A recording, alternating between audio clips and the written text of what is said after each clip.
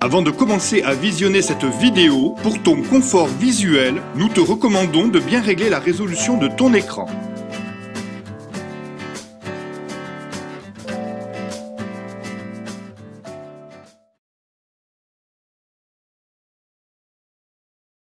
Bonjour et bienvenue sur ce cours de soutien scolaire en ligne sur les fractions rationnelles. Aujourd'hui, nous allons voir un exercice complet d'une décomposition en éléments simples dans R de X. Ce rappel est important pour la compréhension du cours des systèmes asservis en sciences de l'ingénieur. Soit l'exemple suivant. Considérons la fraction rationnelle f de x égale x puissance 17 plus 1 que divise x puissance 4 facteur de x plus 1 au carré facteur de x carré plus 1 le tout au carré facteur de x carré plus x plus 1 facteur de x moins 1 puissance 3. Et déterminons la décomposition en éléments simples de cette fraction dans R de x. Soit la fraction rationnelle suivante. Première étape. Identifions tous les pôles présents au dénominateur et assurons-nous que la fraction est écrite sous forme irréductible. On réécrit la fraction rationnelle pour faire apparaître les pôles. 0 est un pôle de multiplicité 4. Moins 1 est un pôle double, donc de multiplicité 2. 1 est un pôle triple de multiplicité 3. Voyons un rappel sur les polynômes irréductibles dans R de x. Il y a deux types de polynômes irréductibles dans R de x, les polynômes de degré 1 et les polynômes de degré 2, avec delta négatif strictement. Donc le polynôme x carré plus 1 est irréductible dans R de x car son discriminant est strictement négatif. Le polynôme x carré plus x plus 1 est irréductible dans R de x car son discriminant est strictement négatif. Les autres polynômes x, x plus 1 et x moins 1 sont irréductibles dans R de x car ils sont de degré 1. F est bien écrite sous forme irréductible. L'étape numéro 2 est la détermination du degré de f. En effet, si le degré de f est supérieur ou égal à 0, alors f aura une partie entière, un polynôme de degré f. Si degré de f est strictement inférieur à 0, alors f n'aura pas de partie entière. Déterminons le degré de f.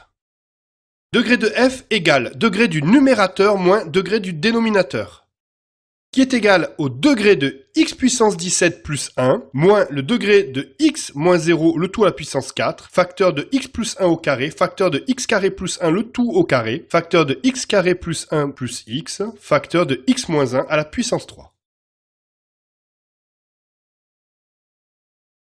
Voyons un rappel sur les degrés de polynômes. Degré d'un produit de polynômes P1 et P2, c'est égal à la somme degré de P1 plus le degré de P2. En appliquant cette règle dans l'expression de f, nous obtenons ceci. On peut ensuite calculer les degrés. Le degré de x puissance 17 plus 1 est 17, le degré de x puissance 4 est 4, le degré de x puissance 2 plus x plus 1 est 2. Voyons un rappel sur les degrés de polynômes composés. Soit le polynôme composé de P1 par P2. Le degré du polynôme composé sera égal au produit des degrés, c'est-à-dire degré de P1 fois degré de P2. Prenons l'exemple d'un polynôme composé de x carré plus x plus 1 par x puissance 5. Alors, le degré de x carré plus x plus 1 le tout à la puissance 5, c'est égal au degré de x puissance 5 fois le degré de x puissance 2 plus x plus 1, c'est-à-dire 5 fois 2 qui est égal à 10. En appliquant cela dans l'expression de f, nous obtenons ceci. En simplifiant le résultat, nous obtenons 2. Donc f aura une partie entière qui sera un polynôme de degré 2.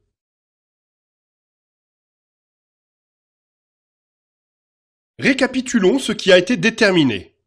Comme degré de f égale 2, alors la partie entière de f est de degré 2. On retrouve les éléments de première espèce qui correspondent au polynôme de degré 1, dont les pôles sont 0 de multiplicité 4, moins 1 de multiplicité 2 et 1 de multiplicité 3. On retrouve également les éléments de seconde espèce qui correspondent au polynôme de degré 2 irréductible dans R de x.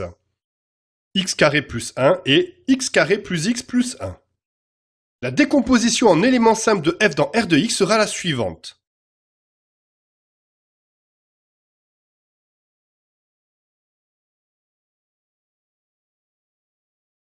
On retrouve un polynôme de second degré qui correspond à la partie entière de f.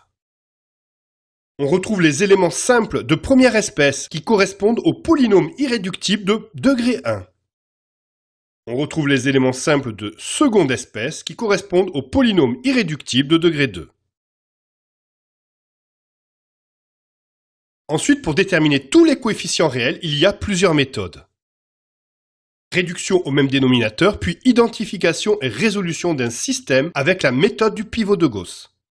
Multiplication-évaluation, soustraction ou dérivation, division selon les puissances croissantes, point qui est hors programme pour les MPSI France, méthode de la limite, parité-imparité pour trouver des liens entre les coefficients, etc. Les professeurs d'avenircours.com espèrent que ce cours t'a aidé. N'hésite pas à laisser un commentaire sur notre chaîne YouTube. Nous te souhaitons une bonne préparation pour ta prochaine évaluation. De nombreuses fiches à télécharger gratuitement sur www.avenir-cours.com. Besoin d'aide? Contacte nos professeurs, c'est gratuit sur www.facebook.com-groupe avec un S-soutien scolaire gratuit.